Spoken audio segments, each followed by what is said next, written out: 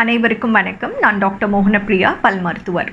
இந்த வீடியோவில் பல்ல நீங்கள் இழந்திருந்தீங்கன்னா, ஏதோ தானாக விழுந்திருந்தாலும் சரி, இல்லைனா பல் எங்கேயோ அடிபட்டு விழுந்திருந்தாலும் சரி, இல்லை சொத்தைனாலேயோ ஏதோ ஒரு காரணத்தினால பல்ல நீங்கள் இழந்திருக்க வாய்ப்பு இருக்கிறது. ஸோ இந்த இழந்த பல்லை எப்படி ரீப்ளேஸ் பண்ணலாம், எப்படி பல்ல கட்டலாம், என்ன ஆப்ஷன் பெஸ்ட் டாக்டர் அப்படின்னு நிறைய கேள்விகள் இருக்குது. அதுக்கான டென்டல் அவேர்னஸ் வீடியோ தான் இது. ஸோ ஃபர்ஸ்ட் பல்ல எய்தர் நம்ம ரிமூவபிளாக கட்டலாம், இல்லைனா ஃபிக்ஸடாக கட்டலாம். ரிமூவபிள்னால் என்னென்னா, பல்ல நாங்கள் கட்டுற பல்ல உங்களாலேயே எடுத்து திருப்பியும் போட முடியும். ஃபிக்ஸட்னா ஒன்ஸ் நாங்கள் ஃபிக்ஸ் பண்ணிட்டோம் அப்படின்னா எங்களால் மட்டும்தான் ரிமூவ் பண்ண முடியுமே தவிர உங்களால் ரிமூவ் பண்ண முடியாது. ஸோ ரிமூவபிள் நல்லதா, ஃபிக்ஸட் நல்லதான்னு நிறைய கேள்விகள் இருக்குது. இது ஒரு கேஸை பொறுத்து தான் எது அவங்களுக்கு தகுந்தது அப்படின்னு சொல்ல முடியும். ஃபிக்ஸட் தான் நல்லது, ரிமூவபிள் தான் நல்லதுன்னு ஒரு ஜென்ரலைஸ்டாக சொல்ல முடியாது. ஒரு பேஷண்ட்ஸ்க்கும் எது ஆப்டாக இருக்கும், எது கரெக்டாக இருக்கும்ன்றத ஒரு கேஸ் பொறுத்தது தான். ஸோ ரிமூவபிள் ஆப்ஷன்ஸ் மோஸ்ட்டாக பேஷண்ட்ஸ் ஆப்ட் பண்ணுறது ரொம்பவே குறைவு. ரிமூவ் பண்ணி போடுறக்கூடிய ஆப்ஷன் அவ்வளோ சௌகரியமாக இல்லாத பட்சத்தில் தான் most of the people fixed ஆப்ஷனை ஆப்ட் பண்ணுறாங்க. ஸோ ஃபிக்ஸடாக ஒரு பல்லை ரீப்ளேஸ் பண்ணோன்னா அகெயின் ரெண்டு ஆப்ஷன்ஸ் இருக்குது ஃபிக்ஸடாக ரீப்ளேஸ் பண்ணுறதுக்கு. ஒன்று பிரிட்ஜுன்னு சொல்லக்கூடிய ஒரு ஆப்ஷன், ரெண்டாவது இம்ப்ளான்ட். ஃபஸ்ட்டு நான் பிரிட்ஜை பற்றி கிளியராக சொல்லிடுறேன், லேட்டர் இம்ப்ளான்ட் பற்றி சொல்கிறேன். ஸோ பிரிட்ஜ் அப்படின்றது என்ன அப்படின்னா, ஒரு பல்லை எடுத்துட்டிங்க அப்படின்னா பக்கத்தில் ரெண்டு பல்லை சப்போர்ட் பண்ணி நம்ம அந்த இல்லாத பல்லை கட்டுவோம். ஸோ ஃபார் எக்ஸாம்பிள், உங்களுக்கு இந்த ஒரு பல்லு எடுத்துட்டிங்க. இப்போ இந்த ரெண்டு பல்லு இருக்குது உங்களுக்கு. இப்போ இந்த பல்லை கட்டுறதுக்கு நாங்கள் இந்த ரெண்டு பல்லோட சப்போர்ட்டை எடுத்து இல்லாத பல்லை ரீப்ளேஸ் பண்ணுவோம். ஸோ இதுக்கு சப்போர்ட் எடுக்கிற பல்லை யூஸ்வலாக சுற்றளவை குறைச்சிடுவோம். இதுலேயும் ஒரு சுற்றளவை குறைச்சிடுவோம். சுற்றளவை குறைச்சாதான் இதுக்கு ஒரு கேப்பும் போட்டு இந்த ரெண்டு கேப்போட பேலன்ஸில் இல்லாத பல்லை ரீப்ளேஸ் பண்ணுவோம். ஸோ இது பேர் தான் பிரிட்ஜ். ரெண்டு பல்லையும் பிரிட்ஜ் பண்ணுறதுனால இதை நாங்கள் பிரிட்ஜ்னு சொல்லுவோம். இல்லை நாங்கள் ஃபிக்ஸட் பார்ஷியல் டென்ச்சர்னு சொல்லுவோம். பிரிட்ஜ்னு சொல்லுவாங்க. ஸோ இந்த ஆப்ஷனும் ஃபிக்ஸட் ஆப்ஷன் தான். ஒன்ஸ் நாங்கள் ஃபிக்ஸ் பண்ணிட்டோம் அப்படின்னா உங்களாலேயும் ரிமூவ் பண்ண முடியாது, எங்களால் தான் ஒரு மிஷின் கொண்டு ரிமூவ் பண்ண முடியும். ஸோ இது ஒரு ஃபிக்ஸட் ஆப்ஷன். இதில் சில டிஸ்அட்வான்டேஜஸ் இருக்குது. இப்போ ஃபார் எக்ஸாம்பிள், இந்த ரெண்டு பல்லை சாதாரணமாக குறைச்சி மட்டும் கேப் போடலாம். ஆனால் சம்டைம்ஸ் பல்லு சாஞ்சிட்டு இருக்கலாம், இல்லைனா முன்னாடி பின்னாடி எத்தனை மாதிரி இருக்கலாம். இந்த சிச்சுவேஷனில் நாங்கள் இந்த சப்போர்ட் எடுக்கிற பல்லுக்கு ரூட் கெனால் ட்ரீட்மெண்ட் பண்ண பிறகு தான் கேப் போடக்கூடிய வாய்ப்புகள் இருக்கும். சாதாரணமாக பல்லை குறைச்சா சரி வராது. சில கேசஸில் இந்த சப்போர்ட் எடுக்கிற பல்லுக்கு உள்ளாப்பில் ரூட் கெனால் ட்ரீட்மெண்ட் பண்ணணும். ரெண்டு பல்லு பண்ணிவிட்டு அதுக்கு பிறகு இது ரெண்டுத்துக்கும் கேப் போட்டு இல்லாத பல்லை ரீப்ளேஸ் பண்ணுவோம். ஸோ இது பண்ணிட்டா உங்களுக்கு பிரச்சனை இல்லையா டாக்டர் அப்படின்னு கேட்பாங்க. இப்போ ஃபார் எக்ஸாம்பிள், சர்டன் கேசஸில் ரூட் கெனால் ட்ரீட்மெண்ட் பண்ணாமையும் ரீப்ளேஸ் பண்ணுவோம். ஆனால் அந்த ரூட் கெனால் பண்ணாமல் இருக்கிற பல்லுக்கு சொத்தை வரத்துக்கான வாய்ப்புகள் இருக்குது. ஸோ பெட்டர் எப்பயுமே ஒரு பல்லை ரீப்ளேஸ் பண்ணுறீங்க அப்படின்னா அந்த சப்போர்ட் எடுக்கிற பல்லுக்கு ரூட் கெனால் பண்ணிவிட்டு கேப் போடுறது நல்லது. ஸோ இந்த ஆப்ஷன் சர்டன் டிஸ்அட்வான்டேஜஸ் இருக்குது. ஃபிக்ஸடாக இருக்குது, ஆனால் சர்டன் டிஸ்அட்வான்டேஜஸ் இருக்குது.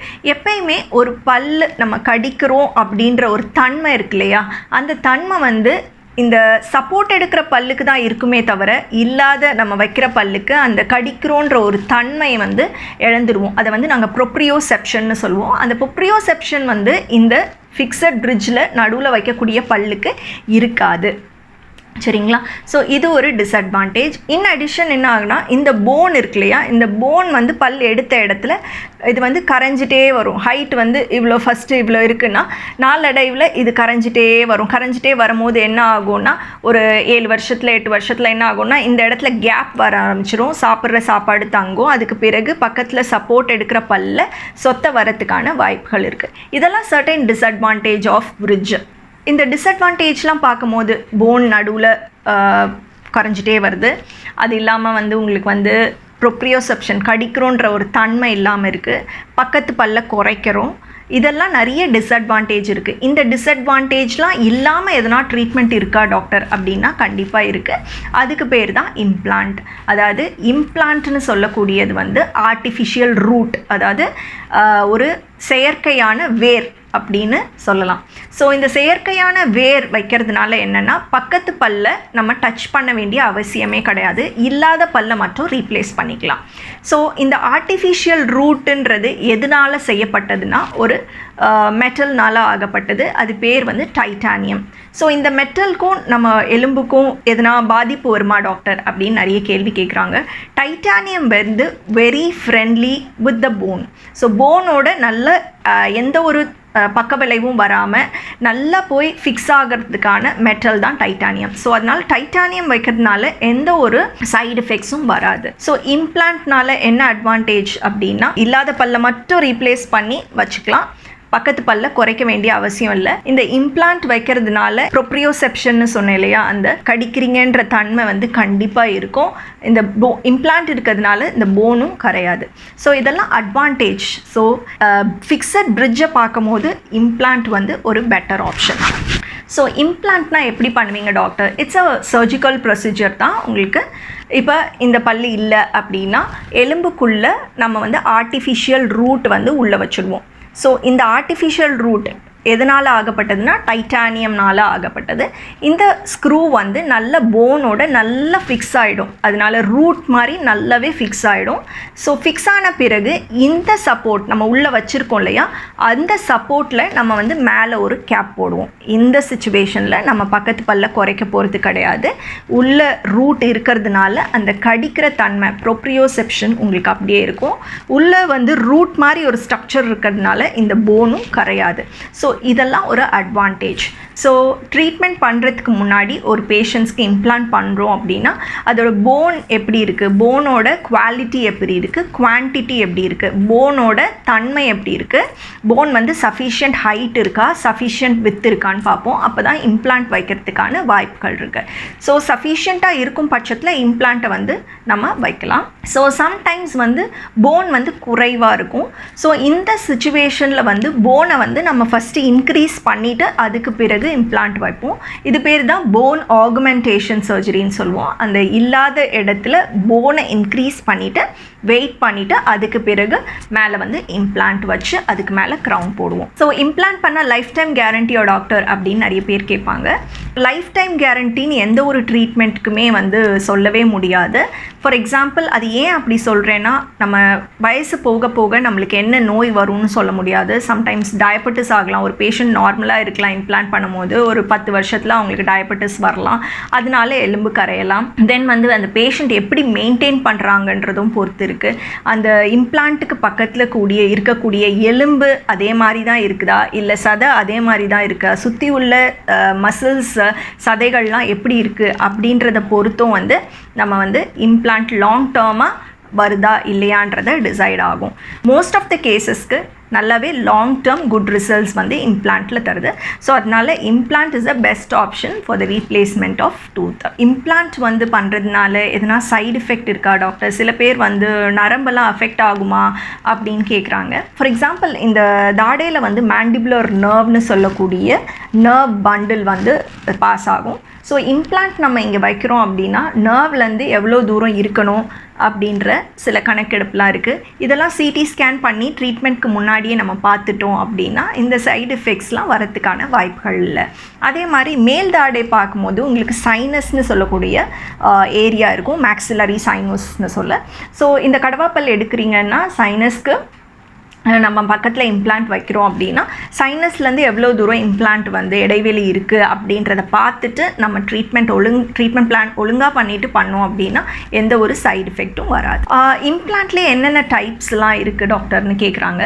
இம்ப்ளான்ட்டை வந்து நீங்கள் வந்து பல்ல எடுத்த உடனே இம்ப்ளான்ட் வைக்கலாம். அதுக்கு பேர் தான் இமீடியட் இம்ப்ளான்ட் பிளேஸ்மெண்ட்னு சொல்லுவோம். ஸோ இந்த கேஸில் நீங்கள் வந்து பல்ல எடுக்க போகிறீங்க, இம்ப்ளான்ட்டை இமீடியட்டாக ப்ளேஸ் பண்ண போகிறீங்க.